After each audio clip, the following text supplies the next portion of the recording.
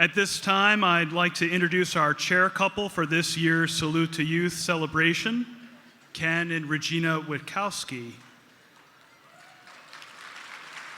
Ken and Regina have been married for 31 years and met one another while working as Chicago police officers.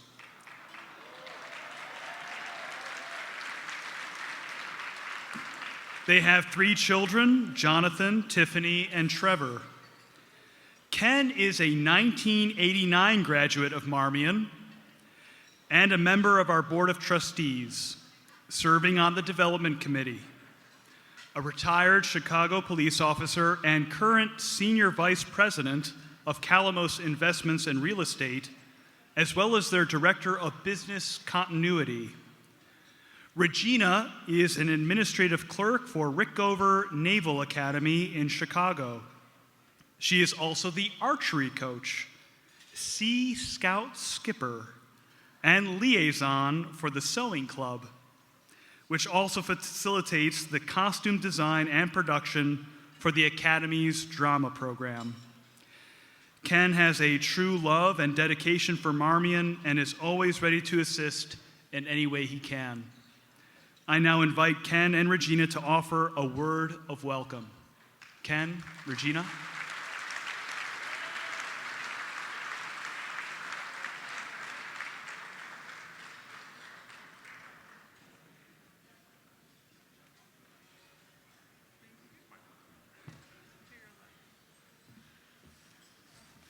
Well, I'm really glad this day has finally arrived, and I will be a lot better tomorrow. So I'd like to offer a formal greeting first. Abbot Joel, monks of Marmion Abbey, Mr. Tenorella, my fellow Board of Trustees, Marmion faculty and staff, parents, benefactors, family, friends, and most importantly, the 2024 Court of Honor.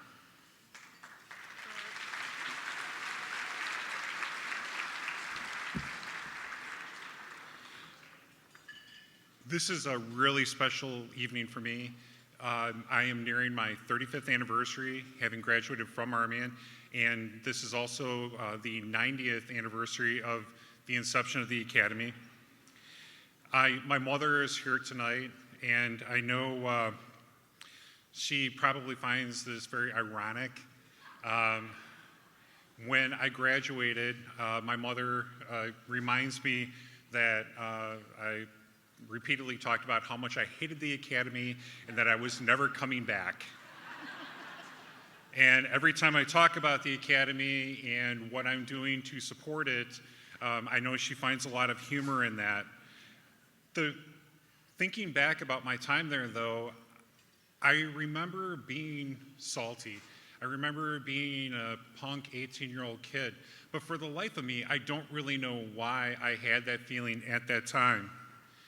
However, as a mature man, I can definitely tell the Court of Honor, the cadets of Marmion, that believe me, experience is the best teacher.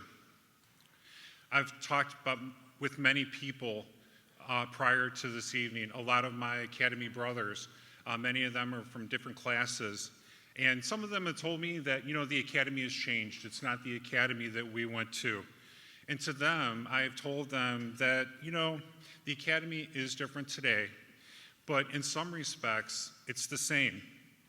The mission of Marmion, in my opinion, has always been to develop young men with intellect, character, and faith. I don't really want to give a speech tonight. What I really would like to do is talk to the young men that make up the class of 2024. And there are basically 5 things that I want to talk to you about that I learned at Marmion and didn't even know it. When I was thinking about these 5 points, it became very apparent to me that those 5 points were actually the principles of leadership. And I think that is one thing that Marmion has really done a great job in turning out leaders. And that's important. A wise man once told me that managers do things right, but leaders do the right thing. And as you go out into the world, believe me, we need good leaders. One of the things that I learned about after the fact that at this stage of your life, really you shouldn't know about is that of sacrifice. I looked up the definition of sacrifice, and Webster says it's an offering of something precious to a deity. That kind of sounded paganistic to me, so present company, I looked for an alternative definition. I came up with this one: an act of giving up something of value for the sake of something regarded more important or worthy. As a parent of grown kids, this really hit home for me.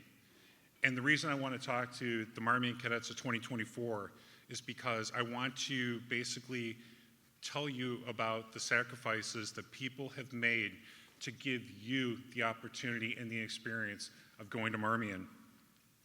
The faculty and staff, they've given their time to you, many times taking away time from their families. They've sacrificed sometimes maybe getting better jobs at going to other schools that might pay more because they really believe in the mission of Marmion. And your parents. I was looking at the website, and tuition for the 2024-2025 school year is at $15,300. Now, that sum of money only gets you some of the way. I didn't even know this until I was on the board. That tuition really gets you only about 60% of the way. So for every one of you, every cadet, not just in the class of 2024, but every cadet at the academy, you come with a deficit of $3,500 that we have to find a way to make up so that you can have a Marmion education. And Salute to Youth is about honoring you tonight, but it's also about pulling that money together so that we can give it to the academy. Now, you look at that $15,300 in a year, and if you break that down into like monthly increments, it comes out to about $1,300. Now, at the age of 18, I don't know if you think that that's a big sum of money or not, but I assure you, as the father of grown kids, when you are in your 20s, okay, that is going to be an insurmountable sum that you will try to make to pay your monthly rent. For your parents, that is just something else that they are finding a way to pay for as they pay for mortgages and car payments and health insurance. So from the class of 2024 tonight, I think we owe our Marmion parents and benefactors a big round of applause.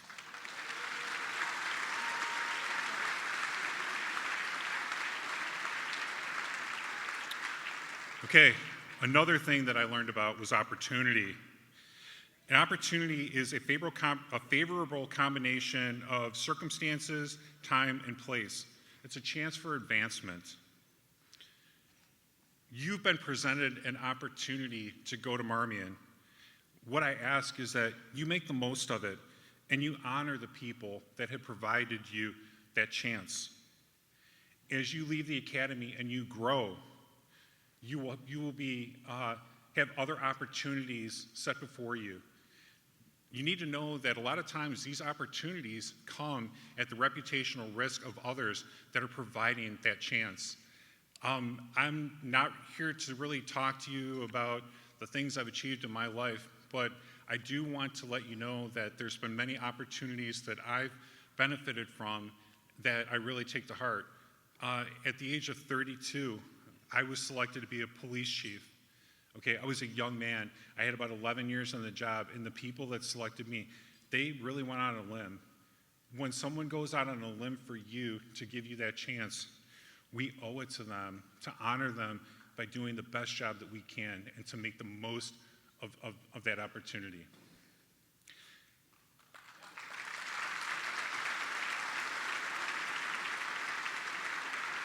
But even beyond that, as you continue to grow, you will be in a position to present opportunities to others. And you need to do that because that's how we make the world a better place. When I was a young man, I actually grew up in the construction trades. I did concrete, excavation, carpentry. I actually ran bulldozers before I ever drove a car. I had the honor my summer between sophomore and junior year of working for a Marmion dad, Mr. Joe Cantori, working construction. Mr. Cantori was just a fantastic man. He had a lot of charisma. And yet he was a very shrewd businessman. I remember one time standing next to him, and he was talking to me about business, and he said something along the lines of, "Hey kid, you know, the thing about a successful business deal is leaving a little bit something on the table, so when everybody walks away, everybody feels really good about what just happened."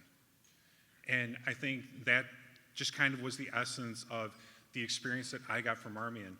And I know at the age of 18, 17, you're not really thinking about getting a good night's sleep, but let me tell you, as you go out into the working world and you work in business deals and you provide opportunities and you're involved in different things, it's a lot easier to lay your head down at night and get some restful sleep when you know you've done the right thing.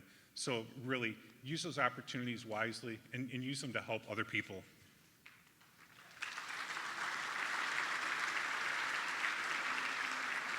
Another thing that I really learned about at Marmion was service.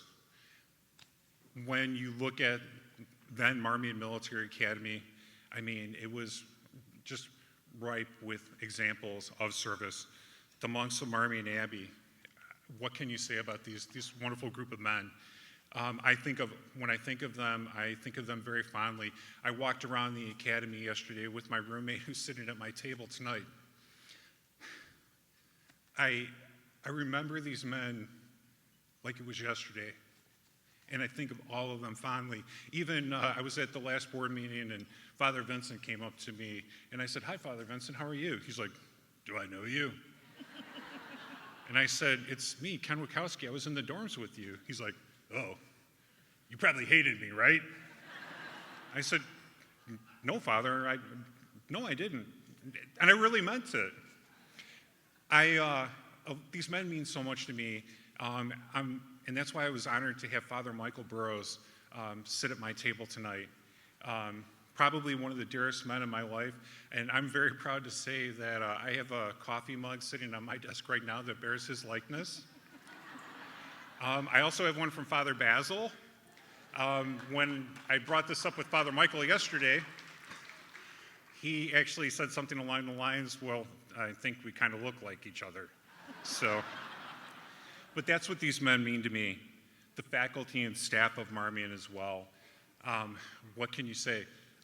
People like Mr. Chinarella, the teachers. I've really come to know Kathleen Hausman, Maria Asher very well. I think back to the staff that was there when I was a kid. And believe me, as a resident, I remember some of the women that worked in the offices or uniform stores just very vividly. Mrs. Hurt. To us as a boarder, they were kind of like surrogate moms. Great memories. I also remember the soldiers, the people that taught us about military science.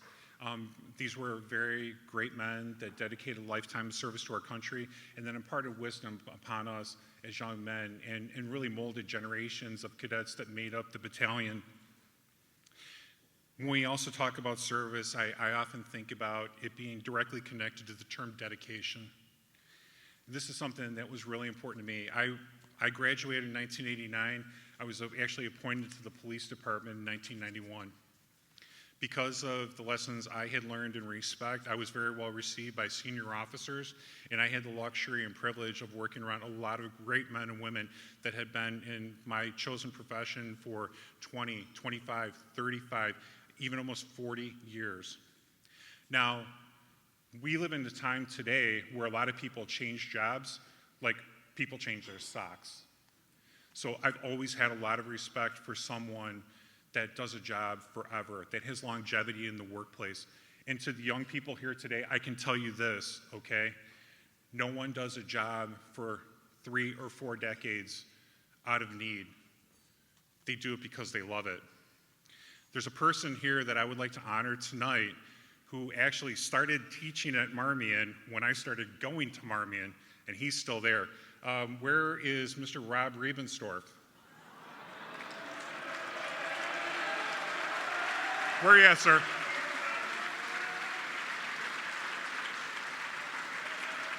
So, Mr. Riebenstorff and I spoke. He is at 38 years of service to Marmion, and he told me he plans on going a couple more. God bless you, sir. To me, you are a hero.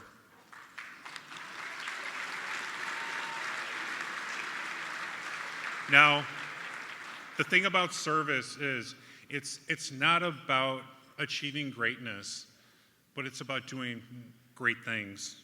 So as you get ready to leave Marmion, think about the service that people have given to you.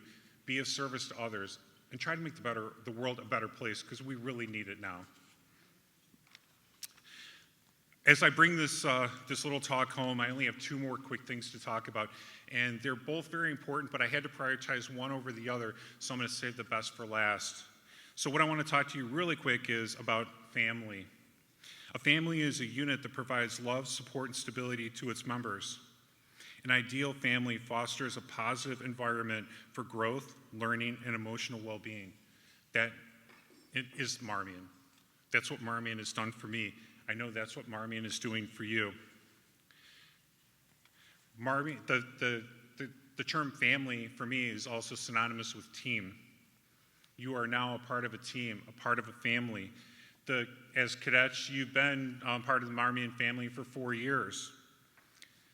This is a family that has a lot of tradition and is long-standing. I think of one man that epitomizes this for me, and he is a gentleman who is one of the 5 great men in my life that's influenced me. His name is Sergeant Major Walter Schrader.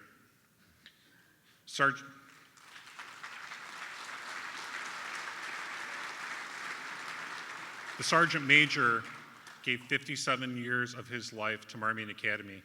My roommate, Sam Mitchell, actually, when he left Marmion, he went on to West Point.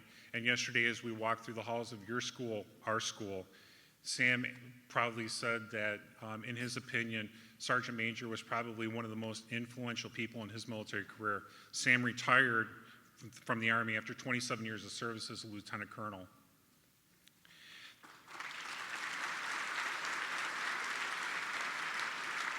The Sergeant Major wasn't just a warrior, he was a mentor, teacher, dad, husband, grandpa, great-grandpa, and not just to his kids, but to literally generations and thousands of cadets. Before he retired, he actually issued a farewell address. I want to just share one quick excerpt of this with you. It's called The Soldier's Farewell to Marmion. In his address, the Sergeant Major makes reference to the U.S. Marine Corps, saying, our Marine Corps has a saying that goes, once a Marine, always a Marine. I say once a cadet, always a cadet. I think this rings true. You are the cadet class of 2024. I am a cadet still. My classmates are here as well. We are cadets. I've seen many of my classmates here today still wearing class rings. So as you get ready to graduate, you're going to change families a little bit, and you're going to become a part of an even more, esteemed family, and that is the family of Marmion alumni. When I was talking to Father John a couple weeks ago at a board meeting, Father John, who recruited me onto the board, said, Ken, we really appreciate your continued support of the school and everything that you do. And I looked at him and I said, Father, really, that's not necessary. I feel very indebted to what Marmion has done for me and for my family, and it's kind of a labor of love. So Father John looked at me and he said, just like earlier when he was making a pitch to join the Abbey, he said, well, it'd be nice if you could kind of inspire that, with future generations of cadets. So here goes my little sales pitch on that as well. I think that, Marmion has equipped you for the future. And even if you don't realize it now, believe me, you will realize it as soon as you hit the real world. And what I ask of you is that when you're out there in the real world, when you find a level of success, when you're able to take care of your family and pay your bills, if you have a little bit something left over, think about giving back like I do, like so many of my classmates do, like so many of the people that are sitting at these tables have done, and help provide that Marmion experience for future generations of cadets, because that's what we've done for you here tonight. The last thing I want to talk about that I think